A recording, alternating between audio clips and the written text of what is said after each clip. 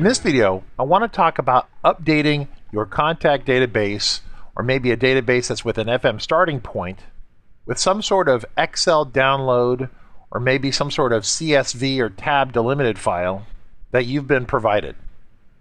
So first off, I have a practical application for this. During one of our weekly free video campaigns that we send out, we got a notification back from our email provider, which is mandrill.com, which does a great job, by the way, of providing us a great service for our outbound email campaigns, that we actually had about 4% of our emails bounce, which means 96% of our emails were good, which is really an impressive number. That being said, they gave me an email dump, or a CSV file, which is essentially an Excel spreadsheet of all the email addresses that failed. As you can see over here, the emails failed for whatever reason. Invalid address, invalid this, invalid that. So who knows why it failed or whatever reason it failed. But the emails bounced hard and came back to us, so we want to remove them permanently out of our email campaign system. How would we do this? Well, we need to come up with a process where we can import these into FileMaker and then have FileMaker remove them from our campaign. Now, to keep this situation generic, my goal is to actually bring it into FileMaker and simply mark a flag field in my FileMaker database. But once I bring the data into FileMaker, I can do anything I want with it. So I'm going to go ahead and close this Excel spreadsheet here. I'm not going to save it at all. It's right here. Now, just as a side note, we've got this automatic email verification system that we've talked about before. But also, sometimes it can't fully validate some email addresses. For example, the Hotmail email servers are notoriously non-cooperative with email verification services. So the reason that we have 96% success at this point is because we have this email verification service. But this email verification service was only good for 96%. The other 4% just had to bounce. We get the notification back, and we're going to go ahead and clean them out right now. So how do we do this? Well, we need to be able to import these into FileMaker, and to do that, the best way would be to import them into a temporary holding area, then process them from there. So what I'm going to do is I'm going to go into File, Manage, Database. I'm going to see all the tables that I have in this copy of FM Starting Point. Now, this is an older copy of FM Starting Point that we've customized to manage our email campaigns here at RCC.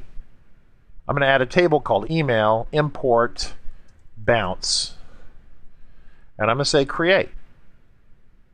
And then I'm going to simply say Fields, and I'm going to say Email Address. And that's really all I need. That's all I really care about. All the rest of the telemetry as to what the error message was and what the email that I sent, I really don't care about that. All I know is that they bounced and they need to go away. If I had other fields that I wanted to capture, I could add those in here, but I'm not going to do that. So I'm going to say OK. Now, what FileMaker is going to do by creating a new table in the system, they are also going to create a new layout right here for me. And so here's the new layout. It has no records in it. I'm going to go File, Import from File. I'm going to go to Desktop. I'm going to specify Activity and Open. And I got to find the email address. Here it is right here. I'm going to bring it down right there.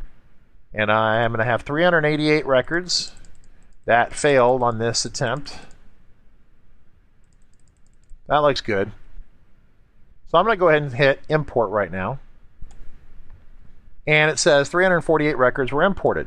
And I can flip through here, and it looks like we have those in here.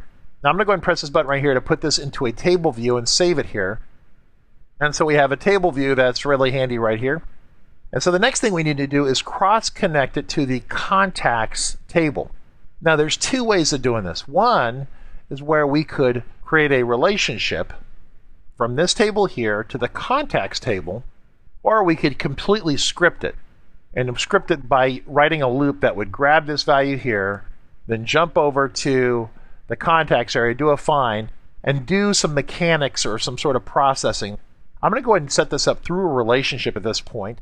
I'm going to go into File, Manage, Database. I'm going to go into Relationships here.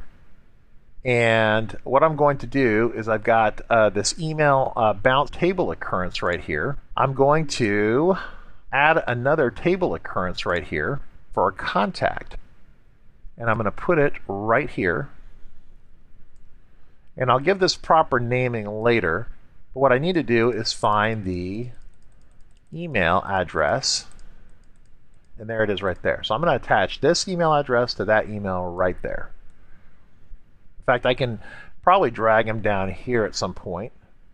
And there's T10, and there's T24. So probably it'd be like T25 or something like that. So we're going to have I'm going to name it, give it a main table occurrence number, T25 underscore. And then this would be T25A. This keeps everything commented correctly, so we're able to read these in the relationships much more easily. And then of course I could put a yellow box in here and set all this up, but that just gets us going right here. So I'm going to say OK. And the next thing I need to do is create a script. Now I'm going to pop another window here. I'm going to go to Contacts, Data Entry.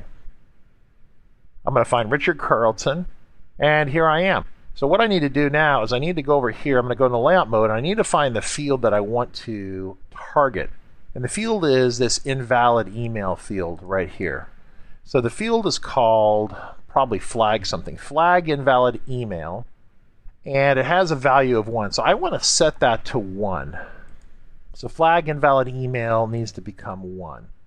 That is what we want to do. So what I'm going to do is come over here. I'm going to say new script, mark emails from bounced email import layout. What this is going to do is this is going to run a loop. We'll just say go to record next, and then it'll exit after last. And then we're going to set a field in here. Now we're going to set the field right. I'm going to move this up. We're going to set a field through the relationship. Now remember, we're in T25, but we're going to set it through T25A, and the field we want is flag invalid email. And we're going to set that to 1. And that's what we want to run. This is the script right here we're going to run. So I'm going to save this. I'm going to make it available right there. And I'm going to, actually what I'm going to do is I'm actually going to, just for giggles here, I'm going to actually bring that field down here. I'm going to go click this. I option dragged it so I could bring that down.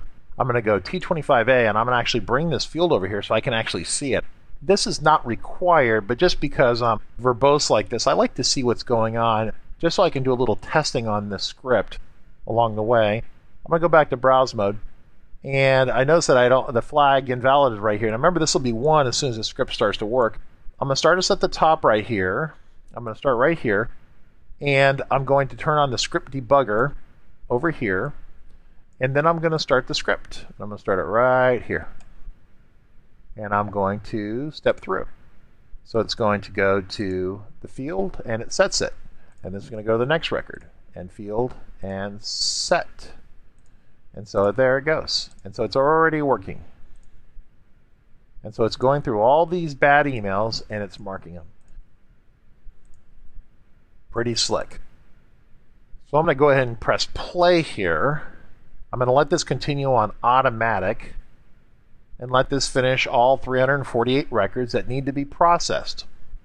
So hopefully that gives you an idea of how to import a set of email addresses, set up a relationship to the contacts database, and then be able to write a script that goes through and affects changes into that contacts record.